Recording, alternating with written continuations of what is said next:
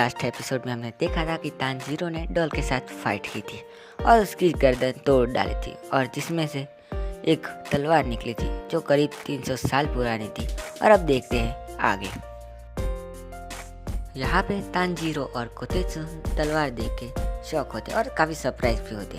तभी कोतेत्सु कहता है कि वो तलवार तानजीरो को रख लेनी चाहिए क्योंकि तानजीरो के पास अभी कोई तलवार नहीं है और उसे एक नई तलवार की ज़रूरत है। ये सुन के तानजीरो थोड़ा शर्माता है और मना कर देता है। फिर कोतेत्सु तलवार की तारीफ करने लगता है कि ये 300 साल पुरानी है और उस वक्त काफ़ी अच्छे मेटल यूज़ हुआ करते थे जिनकी वजह से ये तलवार काफ़ी मजबूत होगी और ऐसे उसकी तारीफ करने ही लगता है। थोड़ी देर वो लोग ऐसे ही बहस करते रहते हैं और फिर सोचते हैं चलो तलवार निकाल के देख ही लेते हैं। और वैसे ही तलवार निकालने चाहते हैं पर उनकी खुशियाँ ज़्यादा देर रहती नहीं है क्योंकि तलवार में जंग लग चुका होता है। ये देख के वो दोनों उदास हो जाते हैं और तानजीरो कहता है मैं ऐसे ही चला लूँगा और थोड़ा रोने लगता है। उसके बाद हम जंगल से एक हट्टे कट्टे इंसान को आते हुए देखते हैं और उसको देख के तानजीरो और कोतेत्सु काफ़ी ही डर जाते हैं। पर हम देखते कि वो होता है होतारू, तानजीरो का स्वॉर्डस्मिथ। एंड वो कहता है कि मैंने तुम लोगों की बातें सुनी है और ये तलवार अब मुझ पर छोड़ दो। और तानजीरो साफ साफ मना कर देता है। फिर वो उससे ज़बरदस्ती तलवार खींचने की कोशिश करता है क्योंकि तानजीरो को होतारू पर बिल्कुल भी भरोसा नहीं है कि वो क्या करना चाहता है। वहाँ पे हैगेनेज़ु बार बार एक ही बात कह रहा होता है कि ये तलवार मुझ पे छोड़ दो। और ये लोग बहस करने लगते हैं, बार बार खींचते हैं एक दूसरे की तरफ तलवार। लेकिन हैगेनेज़ु हैगेनेज़ु ओके आगे बढ़ते हैं। फिर हैगेनेज़ु उनसे तलवार छीन लेता है। उसके बाद होतारू के पीछे एक और स्वॉर्डस्मिथ आ जाता है जो होता है कानामोरी और वो कहता है कि होतारू को गुदगुदी ज़्यादा होती है तो वो उसे गुदगुदी करने लगता है ज़ोर ज़ोर से और उसके बाद उसे शांत कर देता है। अब कानामोरी कहता है कि वो माफ़ कर दे होतारू को क्योंकि होतारू कई दिनों से जंगल में छुप के ट्रेनिंग कर रहा होता है तानजीरो के लिए मजबूत तलवार बनाने के लिए। वो सुन के तानजीरो काफ़ी खुश हो जाता है। अब वो आगे बताता है कि होतारू को तानजीरो के लिए तलवार बनाना बहुत पसंद है और ज़्यादातर डीमन स्लेयर उनसे नफरत करते हैं और उनके कोई ज़्यादा क्लाइंट भी नहीं बचे हुए हैं। ये सुन तानजीरो थोड़ा हैरान होता है। फिर कोतेत्सु कहता है इसी वजह से उनकी शादी नहीं हुई क्योंकि उन्हें बोलना नहीं आता है। अब होतारू उठ खड़ा होता है और कहता है कि मैं इस तलवार को पॉलिश करके एकदम नई जैसी बना दूंगा। और ये सुन के कोतेत्सु कहता है तो पहले ऐसा कहना चाहिए था ना। और ये सुन के होतारू कोतेत्सु को गले से पकड़ लेता है। उसके बाद फिर तानजीरो और वो स्वॉर्डस्मिथ उसे गुदगुदी करके फिर से शांत कर देते हैं। अब होतारू जाते जाते तानजीरो को एक और तलवार देते चाहता है क्योंकि तानजीरो के पास अभी कोई तलवार नहीं है तो वो उसे यूज़ कर सकता है और वहाँ से चला जाता है। अब उस दिन की दूसरी शाम को हम देखते कि तानजीरो बोल रहा होता है स्वॉर्ड को पॉलिश करने में 3 दिन और 3 रात लगते हैं, मतलब उसकी तलवार परसों तक तैयार हो जाएगी। मगर वो पॉलिश आर्ट इतनी खतरनाक है कि कई लोगों की जान भी जा चुकी है। इसी वजह से तानजीरो को उन लोगों ने आने नहीं दिया है। तानजीरो ये सब बातें गेन्या को बता रहा होता है तो गेन्या गुस्से से कहता है मैं तुम्हारा कोई दोस्त वोस्त नहीं हूँ जो तुम मुझे ये बातें बता रहे हो और तुमने मेरा हाथ तोड़ा था, याद है ना तुम्हें। अब तानजीरो कहता है पर उसमें तो तुम्हारी गलती थी क्योंकि तुम उस लड़की को परेशान कर रहे थे। और कहता है चलो उसे भूल जाओ और उसे केक देते हुए कहता है चलो दोस्ती कर लेते हैं और गेन्या उसको तोड़ देता है। अब वो तानजीरो पे गुस्सा करने लगता है और भला बुरा बोलने लगता है। तभी तानजीरो नोटिस करता है कि गेन्या के सारे दांत ठीक है लेकिन उस जब मिला था उससे तब उसका एक दांत टूट के उसके पास आ गया था। तो गेन्या कहता है तुमने शायद सपना देखा होगा और तानजीरो उसका वो दांत दिखाते हुए कहता है ये देखो।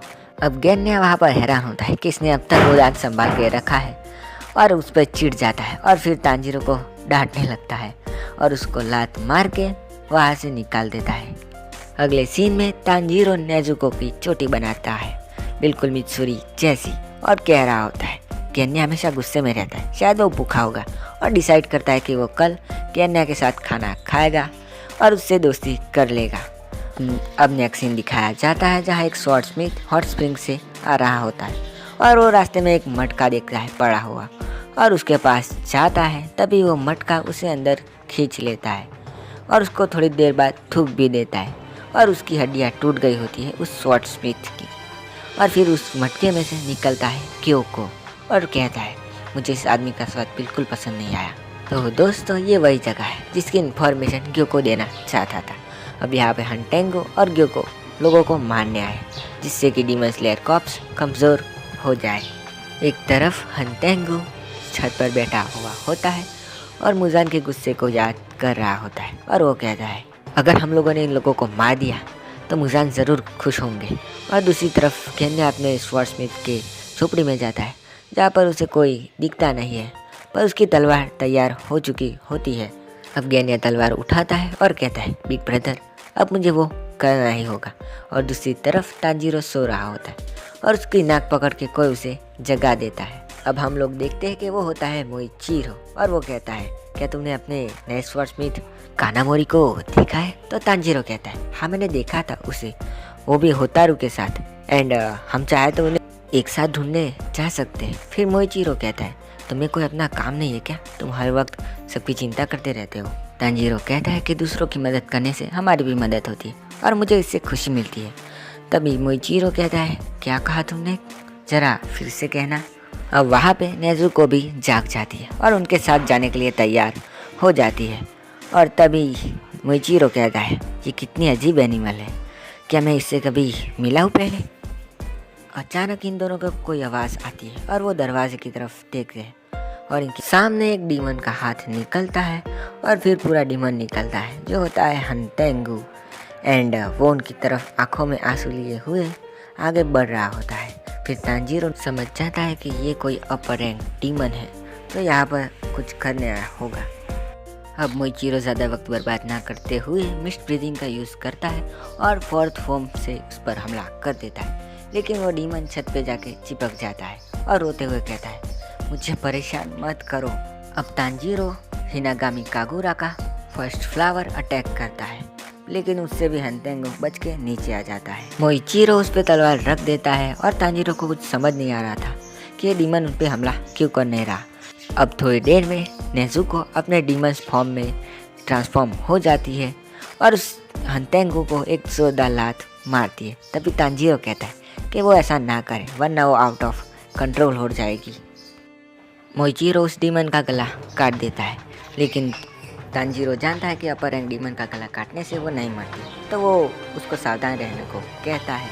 और हम देखते हैं कि कटे हुए सर में से एक और बॉडी रीजनरेट हो जाती है और बिना सर वाले धड़ में से एक और सर निकल जाता है। अब यहाँ पे एक डीमन में से दो डीमन हो गए थे। अब तांजीरो और मोइचिरो सोच लेते हैं कि वो दोनों एक एक डीमन को संभालेंगे, और तभी मोइचिरो उस डीमन पे हमला करने वाला ही होता है। तभी वो डीमन अपना पंखा निकालता है और उससे मोइचिरो पर हवा लगाता है और वो हवा इतनी तेज़ होती है कि मुझसे मोइचिरो उड़ जाता है और उड़ते उड़ते जंगल के अंदर गिर जाता है। दूसरी तरफ नेजुको तांजीरो का हाथ पकड़ के रखी होती है जिससे वो उड़ ना जाए। और ये डीमन दो होते हैं जिनमें से एक का नाम होता है हकारू और दूसरा का नाम होता है सकारू। जो कराकू होता है वो हमेशा हंसता रहता है और उसकी जगह जो उसका दूसरा भाई होता है वो हमेशा गुस्से में रहता है। कराकू मोइचिरो के उड़ने से काफ़ी खुश होता है और हंस रहा होता है, जबकि उसका दूसरा डीमन वो गुस्सा होता है। ये देख के तांजीरो कुछ समझ नहीं पाता और उन पर हमला करने वाला होता है। और तभी वो हकारू नाम का डीमन अपनी छड़ी ज़मीन पे पटकता है और उसमें से बिजली के झटके निकलते हैं और जोर से बिजली कड़कती है और तांजीरो पे जाती है। अब तांजीरो को शॉक लग रहा होता है और वो काफ़ी दर्द महसूस कर रहा होता है। तभी तांजीरो छत पे कुछ देखता है और वो होता है गेन्या होता है, जो कि एक डबल बैरल शॉटगन लेके आया होता है जिसकी गोलियां नेचुरल स्टील से बनी हुई होती है। और वो एक डीमन पर हमला करता है एग्जैक्ट उसके गले के नीचे, और वो डीमन हंस रहा होता है जबकि उसका गला कट गया होता है। और तभी गेन्या एक और हमला करता है दूसरे डीमन पर और उसका भी गला काट देता है। तब तांजीरो कहता है कि इनका गला काटने से ये मरेंगे नहीं बल्कि और ज़्यादा होंगे, एंड जो नए बनेंगे वो काफ़ी ताकतवर होंगे, लेकिन इसके लिए काफ़ी देर हो गई होती है।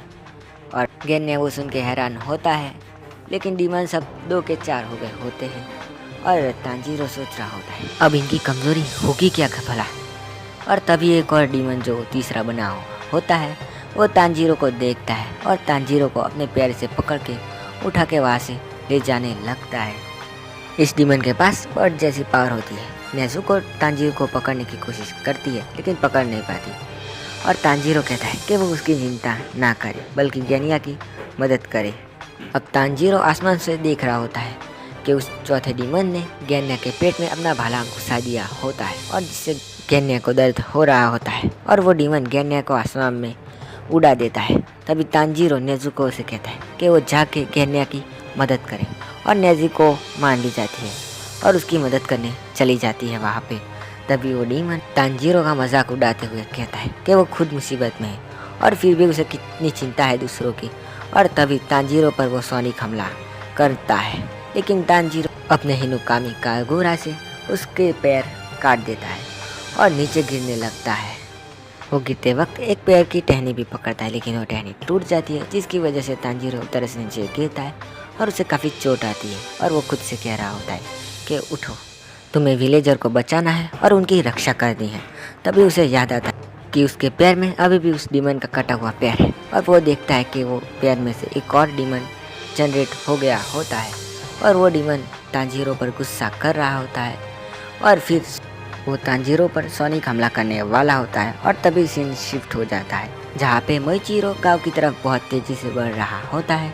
वो रास्ते में देखता है कि कोतेत्सु पर एक फिश जैसा डीमन अटैक कर रहा होता है और वो सोचता है कि कोतेत्सु को बचाने का कोई फ़ायदा नहीं क्योंकि कोतेत्सु एक बच्चा है तो उसके पास कोई स्वॉर्ड स्मिथ वाली स्किल्स नहीं है। एंड साथ साथ वो भी कह रहा होता है कि ये डीमन पहल से बना है, अगर गांव पर हमला हुआ है तो मुझे पहले चीफ को बचाना चाहिए। एंड दूसरी तरफ कोतेत्सु को उस डीमन ने पकड़ लिया होता है और ऑलमोस्ट खाने वाला होता है और मोइचिरो जा रहा होता है और सोच रहा होता है कि मुझे एक अपर रैंक डीमन को मारना है और लोगों को भी बचाना है, तो मुझे इस छोटे से बच्चे को बचाने में अपना टाइम वेस्ट नहीं करना चाहिए। अब जाते जाते मोइचिरो को तांजीरो की बात भी याद आती है कि हम दूसरों की मदद करेंगे तो हमारी मदद अपने आप होती है।